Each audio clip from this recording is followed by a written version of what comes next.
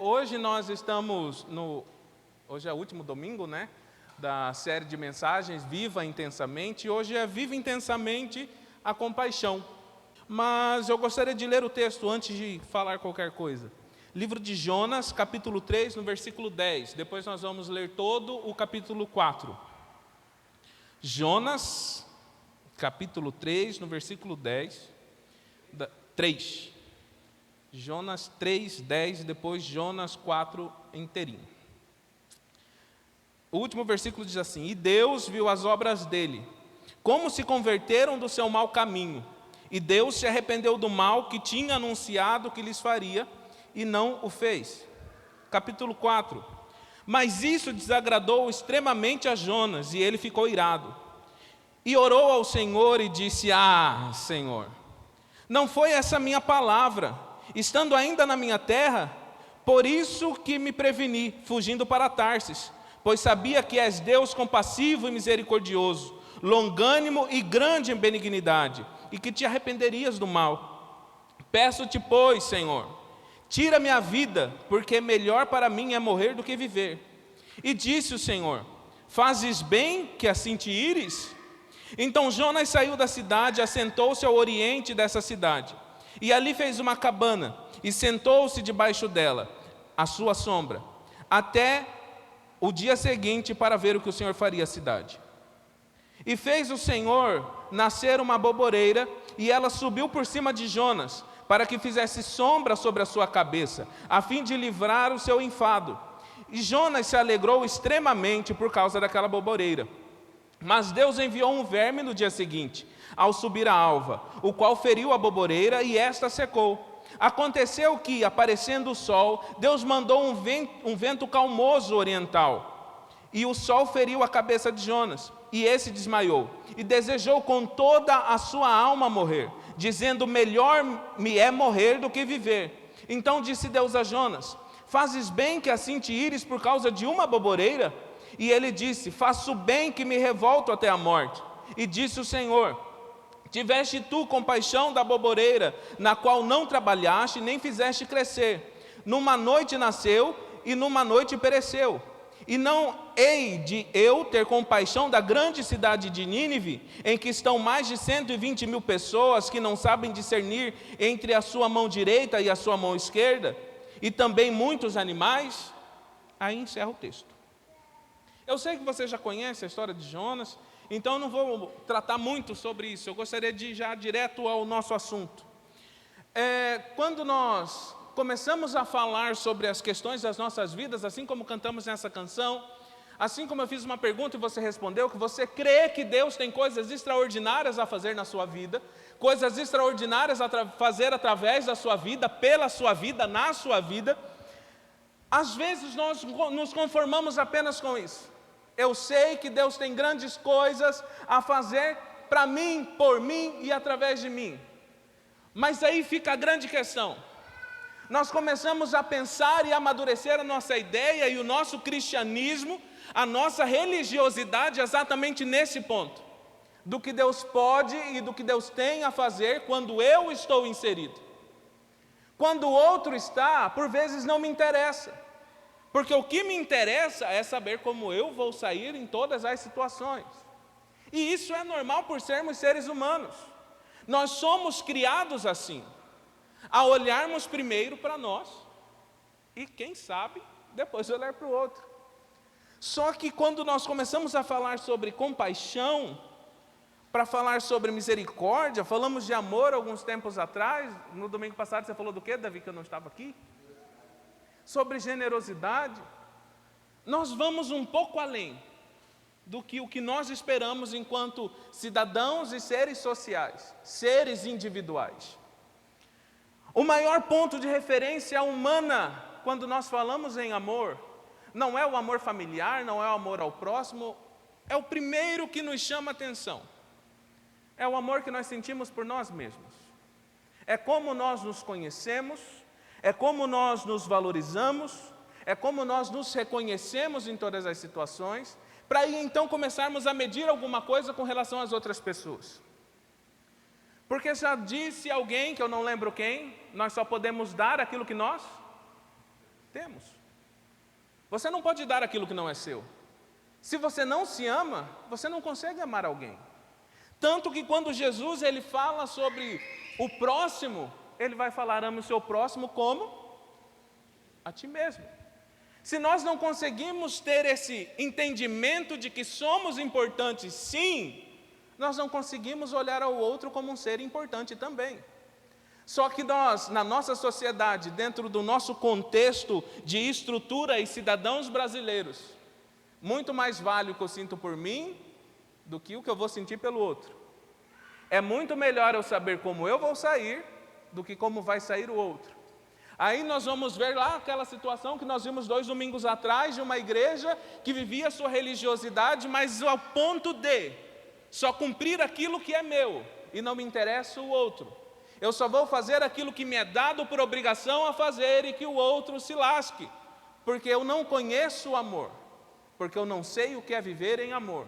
E Jesus, quando ele fala isso, ele já começa a despertar um entendimento de que assim como eu me vejo importante, o irmãozinho que está ao meu lado é tão importante quanto. Só que Jesus ele dá uma apertada um pouco maior, porque quando ele continua falando sobre amor, ele vai falar assim: que vocês se amem uns aos outros, mas não como você se ama, mas como eu vos amo, como eu me sacrifico, como eu tenho o próximo como importante. Jesus começa lá falando: ame o seu próximo como a si mesmo, lá nos 10 mandamentos. Não foi de Jesus no contexto, tá? É o 3 em 1. Então estou usando Jesus, vamos continuar com Jesus. Ame o seu próximo como a si mesmo. Aí Jesus, conversando com as pessoas, ele fala: olha, amem-se uns aos outros, como eu vos amei, como eu te considero. Considere as pessoas. E ele já tinha falado que ele morreria e 3º dia ressuscitaria. Então já existia toda uma conversa e todo um contexto que já era de entendimento daqueles homens. Aí nós nos vemos nessa situação. Nós somos alcançados pelo amor, nós somos alcançados pela graça.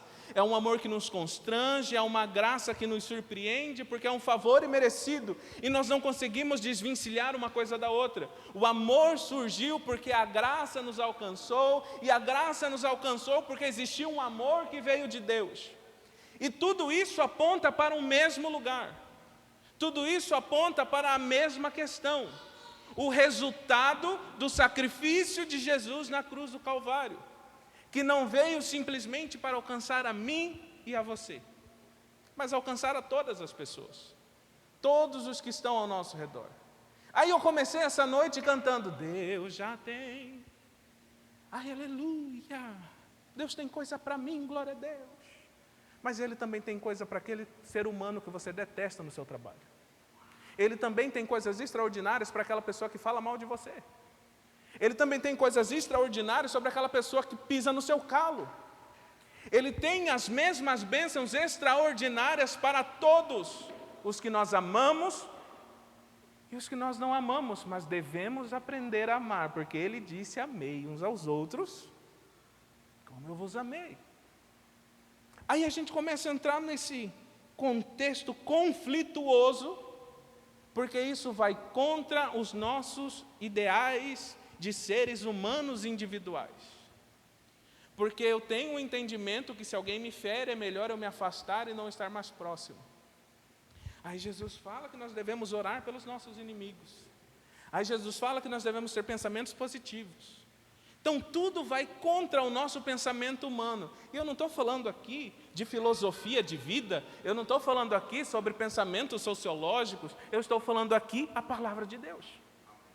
Se você não consegue entender isso, é porque você não conseguiu entender o cerne do que a Bíblia nos ensina. A Bíblia toda aponta para Jesus, e Jesus aponta para o seu sacrifício e a salvação da humanidade. E a nossa função enquanto igreja, a nossa função enquanto filhos de Deus, é sermos essa ponte que vai ligar um lado ao outro. E lá na igreja de Corinto, eles desenvolviam as suas vidas pelos seus dons, sem conhecer o amor. Jonas estava vivendo a sua vida e o seu ministério sem entender o que é compaixão. E quando nós falamos de amor e graça, nós trazemos ao entendimento um pensamento sobre misericórdia.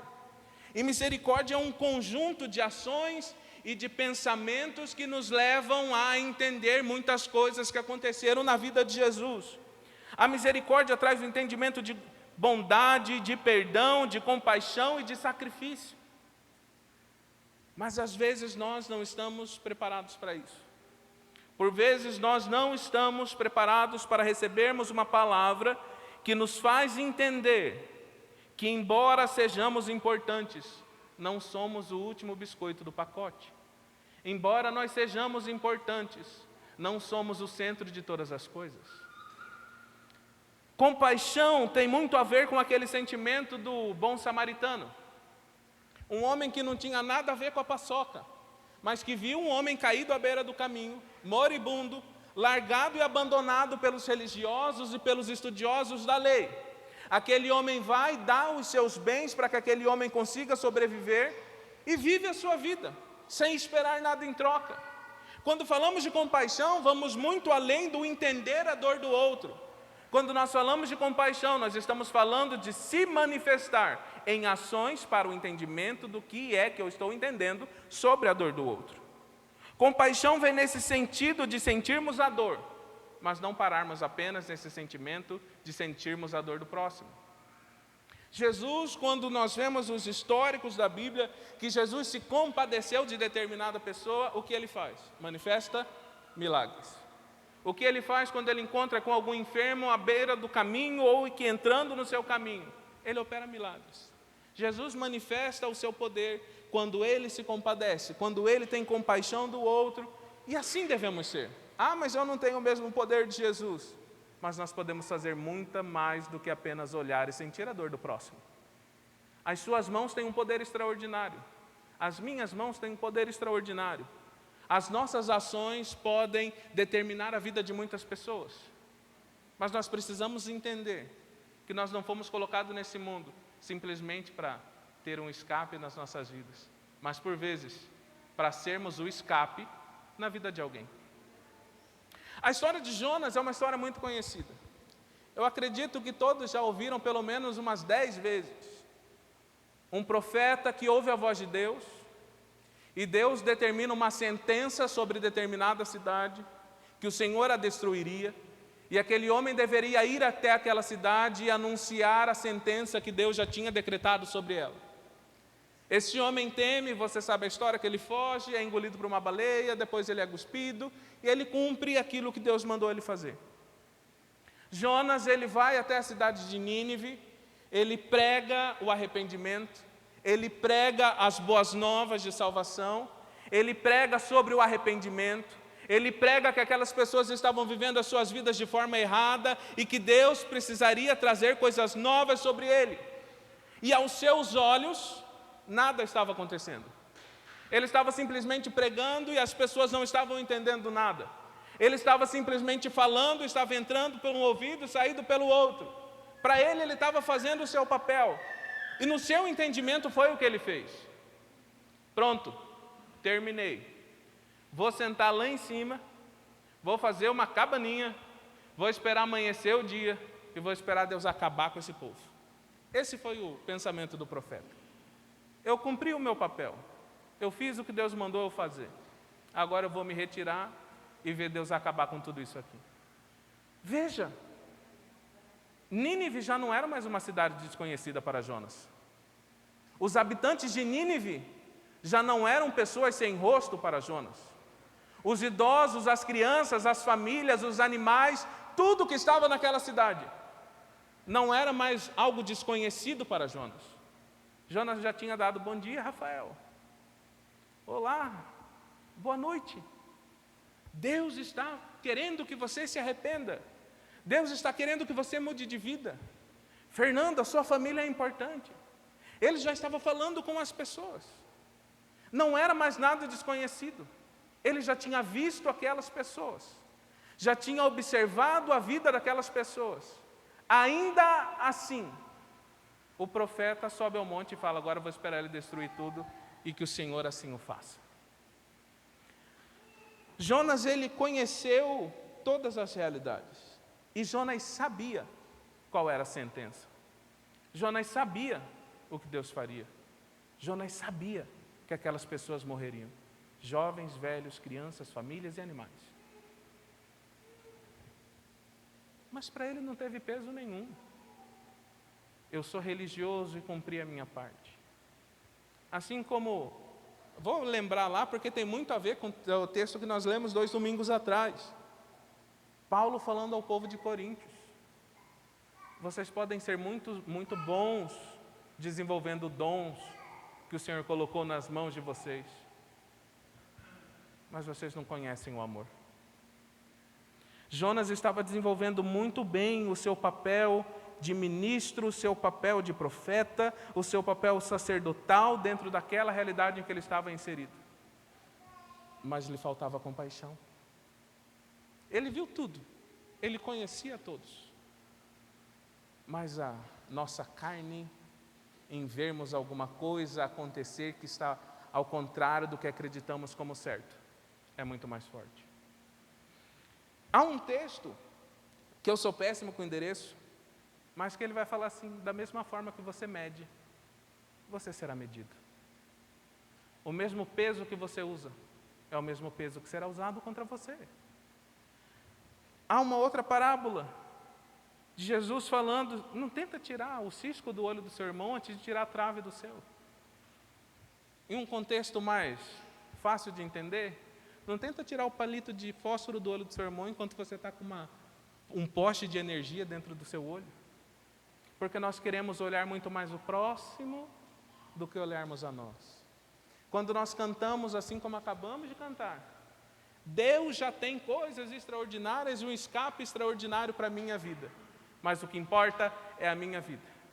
Aqueles que estão contra o que eu acredito, aqueles que estão contra aquilo que eu tenho colocado na minha vida como certo, que se lasquem, que se explodam, que no dia do arrebatamento vão todos ao inferno, porque o que interessa é que Deus tem escape para a minha vida. E é exatamente isso que Jonas fez. Eu tenho tudo certo na minha vida, Deus me chamou, eu cumpri o que eu tinha que fazer, o resto, que se exploda. Na história de Jonas, nós vamos tirar alguns pontos muito interessantes. O primeiro deles é que quando agimos impelidos simplesmente por nossas responsabilidades, desconsideramos todos os demais que estão ao nosso redor. Quando nós usamos o chamado de Deus, quando nós usamos a autoridade que Deus colocou sobre as nossas vidas, para fazer alguma coisa simplesmente porque eu sou obrigado a fazer, porque eu tenho uma responsabilidade a ser cumprida, eu ignoro as pessoas que serão alcançadas por minhas ações. E Jonas nos ensina exatamente isso. Jonas, ele era profeta, Jonas, ele conhecia a palavra dele, conhecia o Deus Todo-Poderoso. Ele foi mandado a anunciar uma sentença de Deus a um povo, ele foi e fez. Mas ele foi fazer exatamente porque ele recebeu uma ordem. Ele não foi fazer o que ele tinha que fazer com o coração de servo, com o coração rendido a Deus. E quantas vezes, e quando nós falamos nisso, nós não estamos falando simplesmente de autoridade dentro de questões espirituais e religiosas, mas autoridade dentro de todas as áreas em que Deus colocou sobre nós. Porque a palavra de Deus vai dizer que toda autoridade instituída veio de Deus. Toda autoridade que te foi dada dentro do lugar onde você trabalha, dentro da sua família, dentro dos lugares que você frequenta, veio de Deus. E existe um peso de responsabilidade nisso nas suas mãos.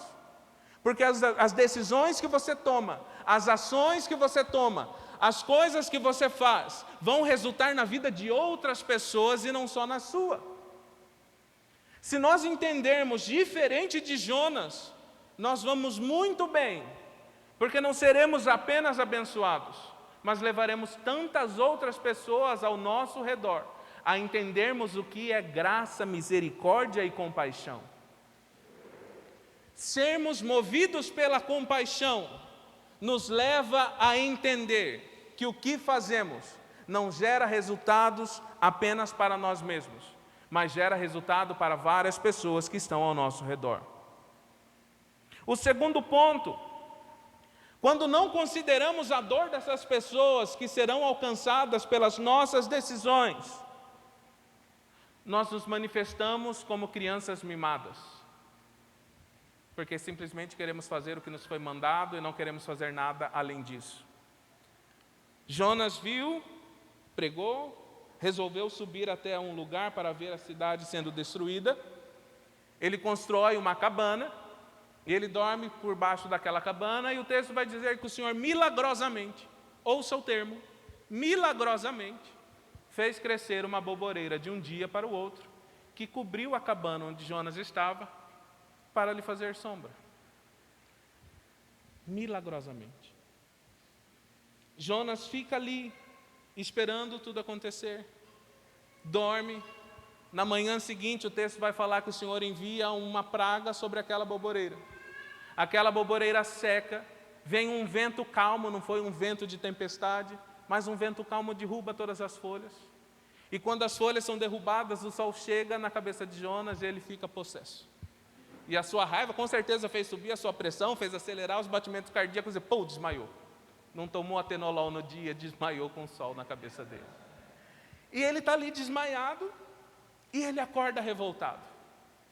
Mas ele, antes de acordar revoltado, ele já havia se revoltado. Eu pulei um ponto da história.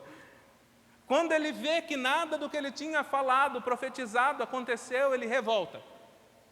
Ele briga com Deus. Prefiro morrer do que ser humilhado. Eu prefiro morrer do que as pessoas falarem: olha, o profeta pregou que a gente ia morrer e não morremos. Olha que profeta lascado que é esse, que fala e Deus não cumpre. Eu prefiro morrer do que isso acontecer na minha vida. Aí acontece o negócio da boboreira, voltamos para a boboreira. Ele acorda todo nervoso, e mais uma vez ele fala: prefiro morrer do que viver isso.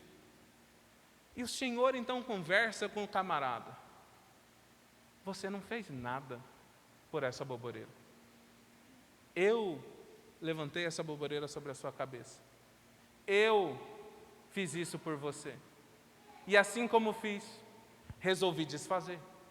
Fiz com que ela secasse, fiz com que ela morresse, para que você visse que o poder continua na minha mão. E nessa conversa que eles estão tendo, a gente vai chegar num terceiro ponto.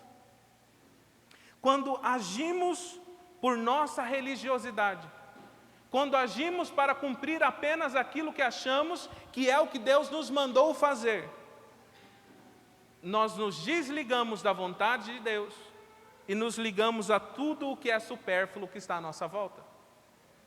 Ele sabia, porque ele vai falar no texto: eu sei que o Senhor é um Deus bondoso, misericordioso, o Senhor é tardio em irar-se, o Senhor ia voltar atrás e não ia matar esse povo, mas ainda assim o Senhor me mandou vir e eu vim. Ainda assim o Senhor mandou eu cumprir o que o Senhor ordenou que eu fizesse, e eu fiz. E ainda assim, nada do que o Senhor me mandou fazer aconteceu. Que palhaçada que é essa? Que show da Xuxa que é esse? Eu vim fazer um negócio e não aconteceu nada. Para que é que o Senhor me mandou aqui? Aí Deus vai falar sobre a boboreira: você não fez nada, meu filho, você só dormiu. Eu levantei essa boboreira sobre a sua cabeça. Mas os olhos de Jonas não estavam mais na palavra que Deus mandou ele levar. Os olhos de Jonas não estavam mais num povo que estava condenado à morte. Os olhos de Jonas estavam simplesmente ligados numa boboreira que fez sombra sobre a sua cabeça. Quantas e quantas vezes dizemos que estamos fazendo a vontade de Deus, dizemos que estamos cumprindo o que Deus nos mandou fazer, estamos ligados a boboreiras das nossas vidas, estamos ligados às bênçãos que o Senhor colocou sobre nós simplesmente para nos livrarmos. Quantas e quantas vezes nós queremos viver as nossas vidas olhando mais aquilo que Deus nos deu do que ao próprio Deus que nos chamou para fazer aquilo que Ele nos mandou fazer. Eu tenho tanto testemunho de desgraça que eu mesmo fiz na minha vida. Um deles foi no meu primeiro emprego. Quanto tempo atrás. Tinha acabado de fazer curso de mineração, fiz o estágio. Aí saí do estágio sem perspectiva de voltar, e numa conversa que aconteceram entre terceiros, resolveram me chamar de volta para trabalhar. Eu nunca tinha trabalhado. E quando eles me chamaram para trabalhar, à época, o salário mínimo, eu nem lembro quanto era. Eu sei que eu ia ganhar 3 salários mínimos no meu primeiro emprego. Para mim, 19 anos, eu acho. Meu Deus. Estou abafando. Comprei carro. Fiz um monte de coisa. E, meus irmãos, continuei fazendo as coisas de Deus, fazendo aquilo que eu fazia, simplesmente para cumprir tabela. Porque eu tinha uma vida dentro daquela mineração, eu tinha um círculo de amizades diferentes da igreja naquele lugar, eu precisava me manter naquele grupo. Ensaio? Beleza, vou cantar? Beleza, canto. Mas a minha vida fora desses momentos de religiosidade, porque eu não fazia nada para agradar a Deus, eu fazia porque eu tinha obrigação em fazer. Vamos deixando levar. E essa boboreira cresceu. E eu estava achando que essa boboreira era muita coisa. E que ia fazer parte da minha vida por muitos anos. Meus irmãos, 2018, veio aquela crise financeira. MMX fecha em Corumbá, reduz o povo. Primeiro que é mandado embora, eu. Chamaram toda a minha equipe. A gente trabalhava com pesquisa geológica. E, olha, a gente está vivendo um tempo de crise e vocês para a gente não vão ser necessários porque não precisamos de pesquisa de novos lugares porque a gente precisa manter o que a gente tem. Então, é com pesar no coração. Mas tchau e benção. Acabou minha vida. Não foi 2018 não, foi bem antes, 2008. Misericórdia, faz tempo, né? 2008 que aconteceu a crise de 2008, 2009. A minha boboreira secou. Logo em seguida da sequidão da boboreira, eu sofro aquele acidente que todo mundo conhece.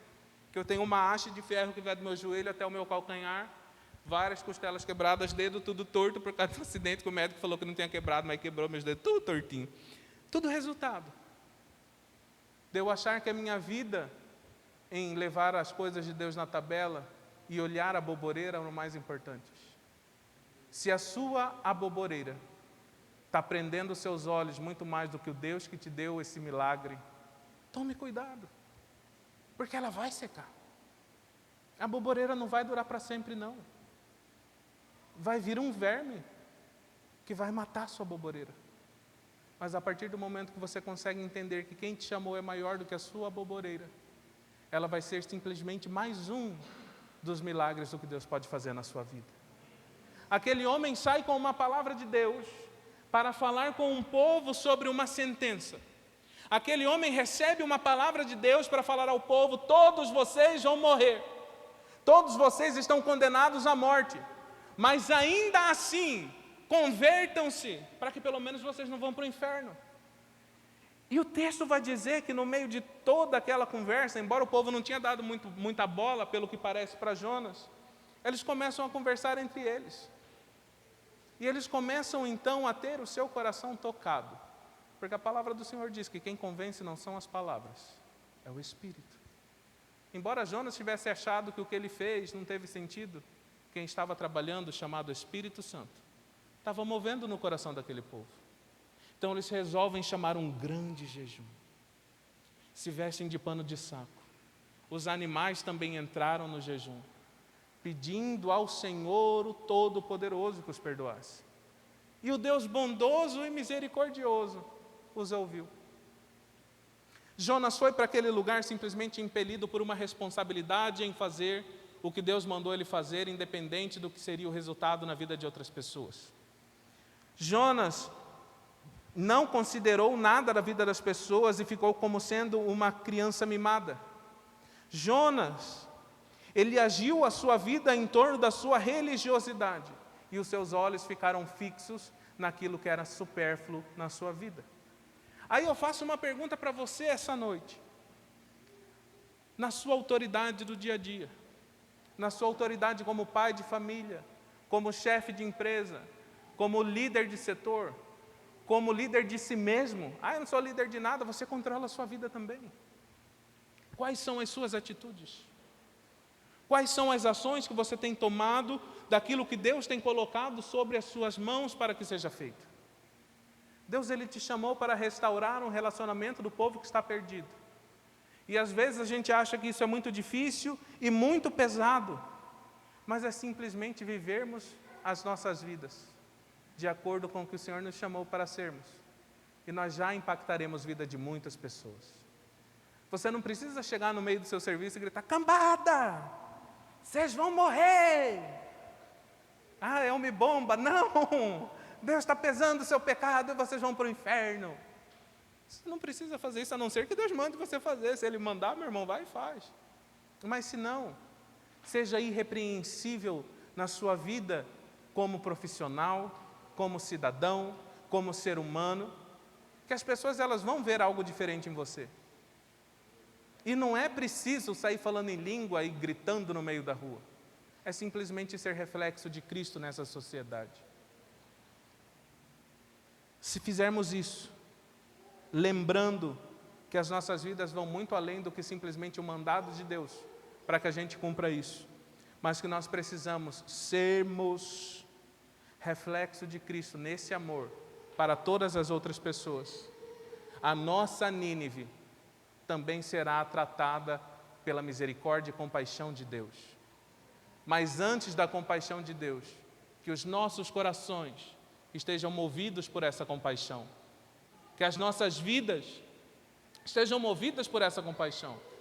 Porque quando nós cantarmos isso de novo, Deus já tem um escape, Deus já tem um caminho preparado. Eu possa falar, para você também tem. Embora eu não te conheça, embora eu não saiba da sua vida, ainda há oportunidades de Deus para todas as pessoas. O pastor sempre fala que Deus cria oportunidades de pessoas que vêm fazer algum comentário que a gente acha que é usual ou normal no dia a dia. Mas as pessoas às vezes fazem alguns tipos de comentário, esperando alguma resposta que vai além do que aquilo que elas estão acostumadas a ouvir. E quem sabe nesse momento o Senhor não quer te usar como Jonas para falar a palavra, mas diferente de Jonas, impelido pela compaixão aos perdidos. E entendendo que nós fomos chamados a nos amarmos uns aos outros, como Ele nos amou. Olha, Rafael, eu não vou muito com sua cara, mas eu tenho que te amar, e agora? Débora, dê-me livre de falar com você, mas às vezes vai ser isso mesmo. Suportar em amor não é o que o povo fala, de eu tenho que te suportar em amor, não, é suportar em oração. Embora eu não vá muito com seus cornos, vou estar orando com você, vou estar orando por você.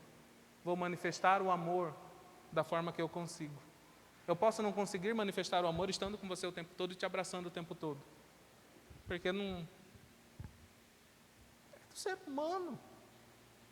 Faz parte da mentalidade do ser. Mas nós podemos nos amar, manifestando o amor, intercedendo um pelos outros, criando caminhos de milagre um pelos outros. Quantos estão aqui estão entendendo que nós podemos ser resposta de Deus?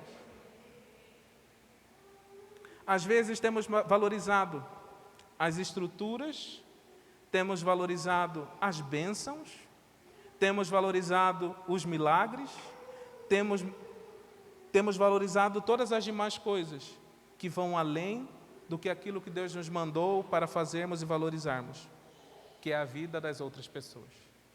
Maior do que os nossos milagres é a pessoa que está do seu lado. Maior do que os nossos milagres é podermos enxergar o irmão que está ao nosso lado. Cristiano, pode subir, por favor? Eu te convido a se colocar em pé.